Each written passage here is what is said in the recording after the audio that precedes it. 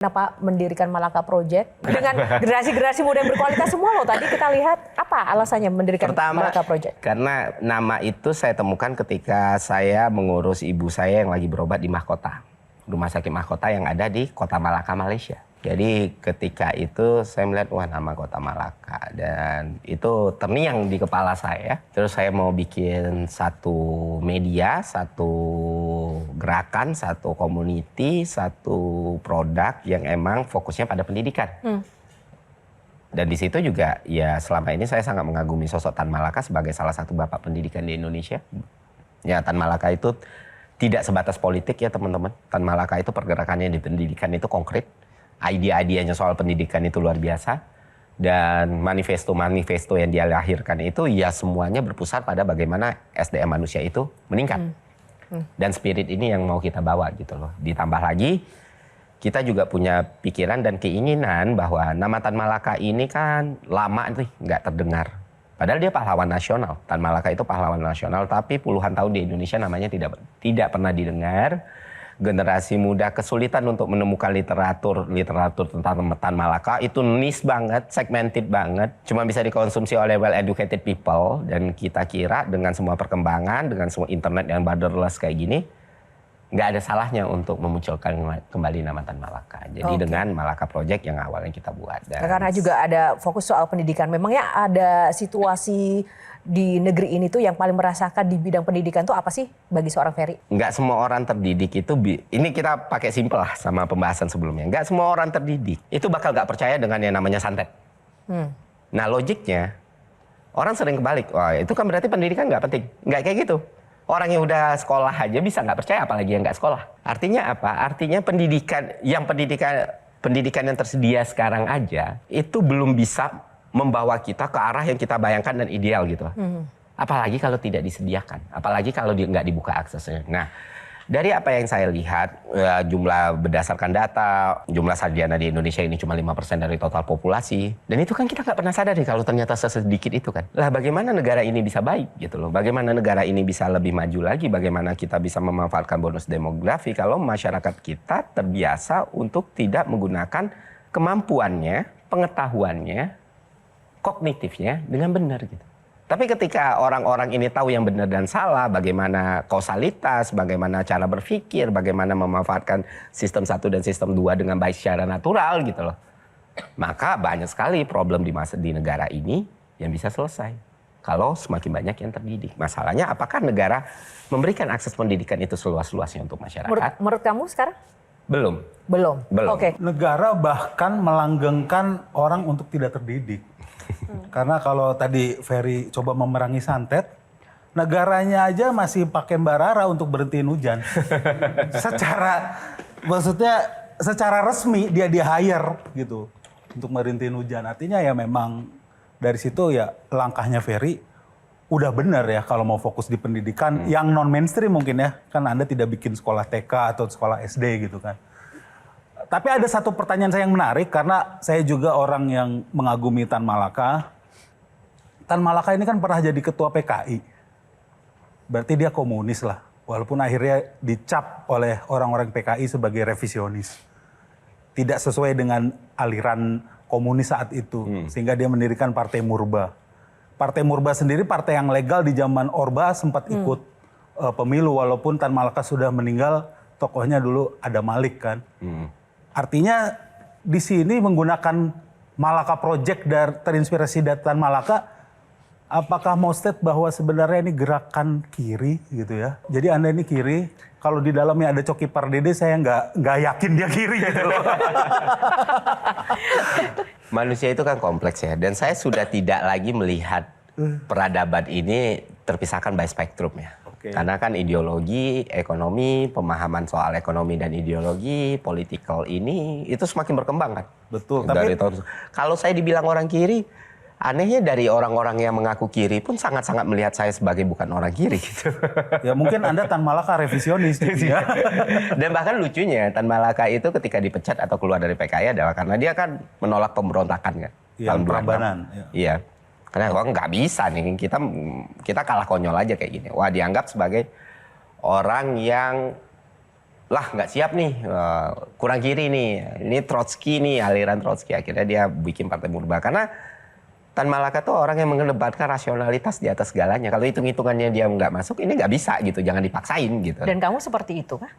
Berusaha untuk seperti itu. Karena kan bias subjektif itu secara natural dan evolusi manusia nggak akan pernah bisa kita lepaskan kan.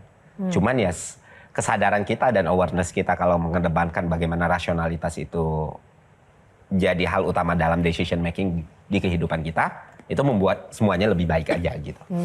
Dan itu belajar dari Tan Malaka. Jadi juga. kalau boleh aku simpulin, lu mencoba melepaskan dari spektrum ideologi untuk ngeblend dengan apapun kebutuhan masyarakat dari sekarang. Misalnya kayak gini, perjuangan kelas itu sesuatu yang tetap harus diperjuangkan kan. Tapi di satu sisi kita udah tahu sistem ekonomi sekarang bagaimana semakin borderless, bagaimana kapital itu semakin berkembang, bagaimana yang dihitung sebagai nilai ekonomi itu bukan cuma soal labor, bahkan ada banyak hal-hal yang punya nilai ekonomi yang muncul tanpa dari hal yang sifatnya material.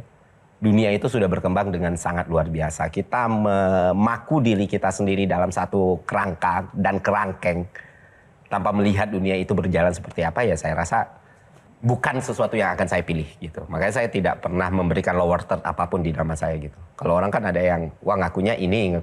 Enggak pernah. Kalau publik punya persepsi ya itu haknya publik kan. Freestyle aja gitu ya. Iya terserah gitu. Syari. Karena kalau mengingat nama Tan Malaka, kayaknya ada satu prinsip diri dasar Tan Malaka yang kayaknya nggak mungkin akan beliau lakukan, yaitu menjilat demi jabatan, Bang. Saya mau tahu pandangan Bang Ferry sebagai sosok yang hari ini kita lihat ada nilai-nilai dan spirit Tan Malaka yang ada di diri Bang Ferry. Itu bagaimana melihat fenomena ini, Bang? Pertama yang harus aku jawab ya, Mbak Sherly, satu, aku nggak berasa aku punya spirit atau nilai dari Tan Malaka. Aku mengidolakan Tan Malaka. Terlalu jauh aku bisa mengimplementasikan apapun cara pikir beliau, bagaimana beliau hidup, dan luar biasa apa beliau gitu. Karena nggak ada yang bisa berbicara soal Tan Malaka, bahkan Tan Malakanya sendiri kan. Jadi kalau dari aku ngerasa kayak dengan segala kerendahan hati ya, jauh banget lah dari situ. Kalau ditanya kayak di segmen satu, apa salah satu ketakutan? Ketakutan saya salah satu yang paling besar adalah orang-orang yang kenal sama saya, orang-orang yang percaya sama saya, orang-orang yang sayang sama saya, orang-orang yang menjaga saya, itu menyesal telah melakukan semua kebaikan itu kepada saya. Itulah kenapa saya nggak mau jadi politisi, salah satunya. Salah satu hal yang saya takutin deh. Dan saya nggak mau jadi aib dan masalah buat orang-orang itu.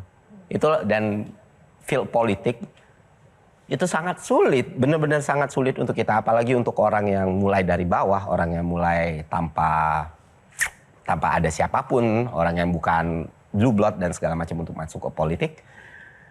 Hal-hal kayak gitu pasti akan terjadi. Salah seorang founding fathers pernah bilang gini, Bang Fer.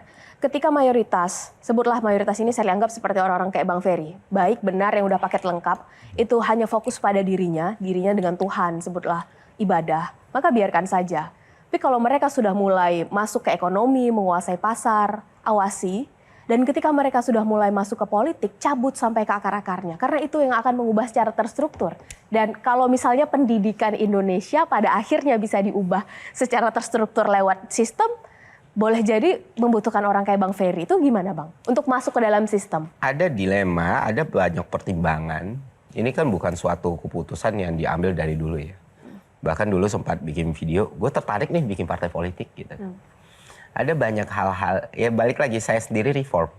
Saya sendiri pun berubah. Saya sendiri itu pun berpikir gitu. Mungkin peranan terbesar dengan segala kelemahan dan kekurangan serta kelebihan yang saya punya. Peranan terbesar dan peranan paling optimal yang ingin saya lakukan adalah menciptakan orang-orang yang tadi saya bilang. Saat ini, kalau bilang mungkin Ferry reform, bisa jadi nih in the future reform juga nih tertarik politik. Iya kan ada skala levelnya ya. Kalau sekarang itu udah benar-benar melihat kayaknya peran yang bisa saya ambil dalam kehidupan saya dengan semua keterbatasan yang saya punya adalah bagaimana orang-orang yang di masa depan nanti yang akan memimpin Indonesia itu dibekali dengan pemahaman, pengetahuan, dan kemampuan untuk berpikir yang baik. Nah, sudah merasa bahwa apa yang Ferry lakukan sekarang memberi dampak pada orang banyak nggak? Belum. Belum. Dan itu dilakukan di luar sistem? Ya. Oke. Karena saya punya hipotesis lagi, perubahan tidak selalu harus dilakukan di dalam. Gitu. Oke. Satu lagi, Mas Reza. Pertanyaan singkat dulu. Tahun 2024 ikut pilpres tidak? Mencoblos tidak? Enggak. Pileg? Enggak. Berarti waktu itu golput? Golput. Lebih karena anti terhadap partai politik? Karena sayang semuanya. Jawaban. Jawaban aman. Jawaban Iya, aman. karena percaya sama semuanya. Jadi saya Percaya coblos sama semua. Tahun 2014 itu ada kosakata ajaib, revolusi mental. Apa penilaian Ferry terhadap istilah itu hari ini? Revolusi kan harus ada dampaknya. Ya. Apa yang sudah direvolusi dari revolusi mental saya sampai sekarang belum tahu. Jalan di tempat atau justru regresif? Hilang. Hilang. Hilang. The whole konsep pun bahkan hilang gitu. Dan pemahaman soal revolusi itu kan sering dianggap sebagai sesuatu yang buruk ya. Padahal ya revolusi itu banyak sekali bentuknya. Apa yang dilakukan Gandhi, apa yang dilakukan Malcolm, itu revolusi. Makanya waktu itu ada yang bilang, lu teriak-teriak revolusi. Ya Pak Jokowi 2014 teriak revolusi. Berarti kan itu bukan sesuatu yang buruk gitu. Apakah dalam 10 tahun itu waktu yang cepat? Balik lagi ke persepsi orang masing-masing gitu. Nah, apakah mental kita sudah berubah? Saya tidak melihat itu secara signifikan.